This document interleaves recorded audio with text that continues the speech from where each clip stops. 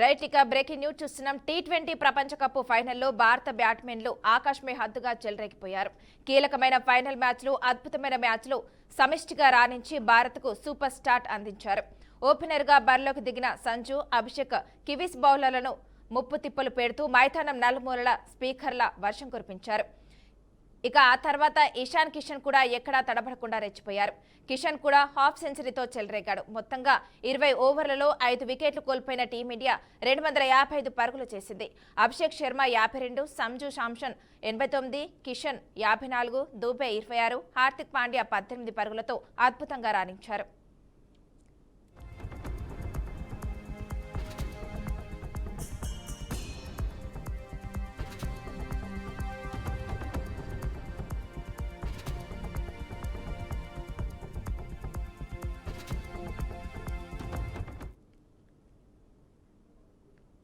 Match కు ముందు press conference లో కెప్టెన్ సూర్యకుమార్ యాదవ్ చెప్పినట్లుగానే భారత బ్యాటర్లంతా తమ వ్యక్తిగత మైలురాయి గురించి ఆలోచించకుండా జట్టు స్కోర్ను పెంచడమే లక్ష్యంగా ఆడారు. ముఖ్యంగా దేశవ్యాప్తంగా క్రికెట్ అభిమానులు సంజు శాంసన్ విరోచిత ఇన్నింగ్స్ పై ప్రశంసల జల్లు కురిపిస్తున్నారు. ఇక ఈ మ్యాచ్ లో కివీస్ విజయం సాధించాలంటే 256 పరుగులు చేయాలి. కివీస్ బౌలర్లలో నిషమ్ 3, అలాగే రచిన్ రవీంద్ర, హెన్రీ 1 వికెట్ తీశారు.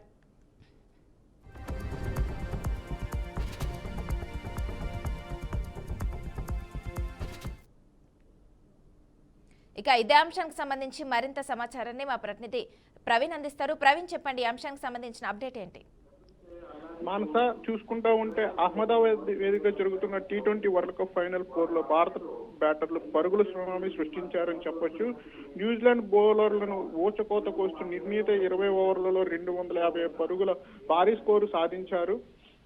ఎప్పటిలాగే ఫైనల్ మ్యాచ్ లో ఒక ప్రెజర్ అయిన ఉంటుంది. అయితే ఈ మ్యాచ్ లో ఎటువంటి ప్రెజర్ లేకుండా టీమిండియా బ్యాటర్స్ అయితే ఆడటం చూడొచ్చు. ఫైనల్ లాంటి హై ప్రెజర్ గేమ్ లో టాస్ ఓడిపోయి బ్యాటింగ్ దిగిన భారత్ జట్టు ఏకంగా 255 రన్స్ చేసింది. కేవలం 5 వికెట్లు మాత్రమే కోల్పోయి టీ20 వరల్డ్ కప్ చరిత్రలోనే ఇది ఒక అత్యధిక స్కోరు రికార్డును క్రియేట్ చేసిందని కూడా చెప్పొచ్చు.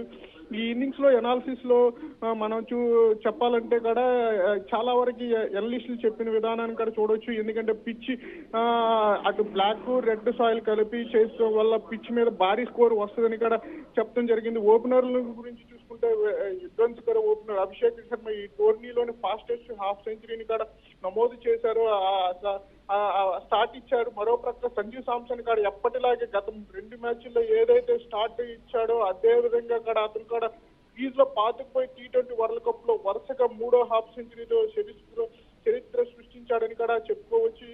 కిషన్ కూడా మెరుపులు మెరిపించి అయితే వీళ్ళిద్దరికి కూడా బ్రేక్ వేసింది. ఫస్ట్ ఓవర్ లో వచ్చిన ఇషాంత్ శర్మ కానీ అతను కూడా హాఫ్ సెంచరీతో చెలరేగిన తరుణంలో ఒకే ఇన్నింగ్స్ లో 16వ ఓవర్లో ఏదైతే డెబ్యూనిషం 3 వికెట్లు తీసి స్కోర్ పోస్టును కాస్త బ్రేక్లు వేశాడని చెప్పుకోవచ్చు. సూర్యకుమార్ యాదవ్ కూడా ఈ మ్యాచ్ లో కొంతవరకు గట్టి స్కోర్ చేస్తారనుకున్నారు కానీ అతను కూడా డక్అవుట్ అవ్వడం అభిమానులకైతే ఒక టెన్షన్ పుట్టించిందని చెప్పొచ్చు. చివరిలో వచ్చిన శివం దూబే ఎక్కడ స్కోర్ బోర్డు తగ్గుతుంది అనుకున్న దశలో ఆఖరిలో శివన్ దూబే జూలు బిదిలించాడు. కేవలం 8 బంతుల్లోనే 26 పరుగులు చేసి ముఖ్యంగా లాస్ట్ ఓవర్ ఏదైతే ఉందో 24 పరుగులను సాధించి స్కోర్ను అయితే 255 పరుగులకైతే చేర్చాడని చెప్పుకోవచ్చు. ఇప్పుడు న్యూజిలాండ్ ముందు ఉన్నదైతే 256 పరుగులు కొండంత లక్ష్యంగా కనిపిస్తుంది. ఒక పక్క ప్రేక్షకులు అరుపులు ఉంటే మరొక ప్రక్కన బూమ్రా చేసే లీడ్ యార్కర్లు కానీ మన వరల్డ్ క్లాస్ ప్లేయర్లు లైనప్ చూస్తుంటే ఈ రోజు టీమిండియా ముచ్చటగా 3వసారి టీ20 వరల్డ్ కప్ ఎత్తడం దాదాపుగా ఖాయంగానే కనిపిస్తుందని చెప్పుకోవచ్చు. మానస, అయితే ప్రవీణ్, చెప్పండి, బ్యాటింగ్ లో అద్భుతమైన ప్రదర్శన కనబరిచిన భారత్ అలాగే బౌలింగ్ లో కూడా ఇలాంటి ప్రదర్శన కనిపిస్తుంది అనుకోవచ్చా?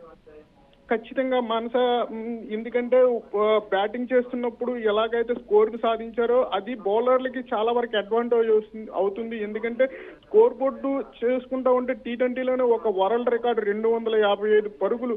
గత మ్యాచ్ లో చూసుకుంటే 253 పరుగుల్ని ఇంగ్లాండ్ దాదాపు చేరుకోగలిగింది. ఈసారి 255 ఇంకా 2 పరుగులు ఎక్స్ట్రానే టీమిండియా చేయగలిగింది. అంత స్కోరు అనేది బోర్డు పైన ఉన్నప్పుడు బౌలర్ల మీద ఎటువంటి ప్రెజర్ లేకుండా బౌలింగ్ అయితే చేయగలుగుతారు.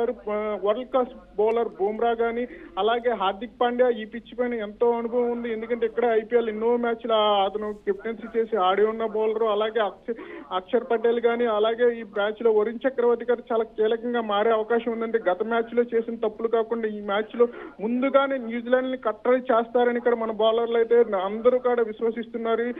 ముఖ్యంగా చెప్పాలంటే బుమ్రా లాంటి వరల్డ్ క్లాస్ బౌలర్ అందులోనూ చిన్న టార్గెట్ కాదు, అది చాలా పెద్ద టార్గెట్.